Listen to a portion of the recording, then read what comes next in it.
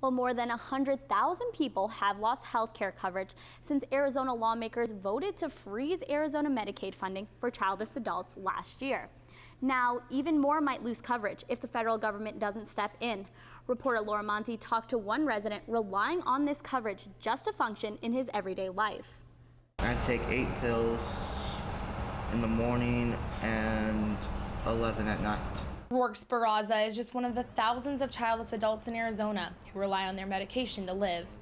Born with a mental illness, he knows firsthand how vital state Medicaid coverage is. This will drastically change my life. Within a month, I'll be back in the mental hospital or in the morgue. Due to the state's tight budget, thousands more will lose funding come December 2013 if the federal match rate does not get extended. And that's scary for people who can't afford to go without coverage. It terrifies me. Arizona is one of only 6 states that chooses to fund childless adults under the poverty level.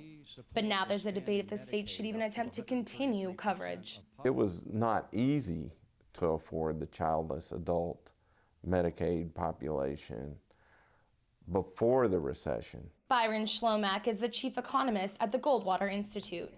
Even with federal assistance, he says Arizona's budget doesn't have the money and warns if the state continues to provide Medicaid for those in poverty, it may hurt them in the long run. If we have another recession, we're going to have to go through the same painful sorts of debate and reductions that we did last time. But it's those current and future reductions that are making Rourke fearful of the future. I want to be a functional member and pay my dues and stuff, and without my medications, I'm not going to be able to do that. While it's a tough time for Rourke, it's also going to be a tough decision for lawmakers trying to figure out how to take care of Arizonans in need. In Phoenix, Laura Monti, Cronkite News.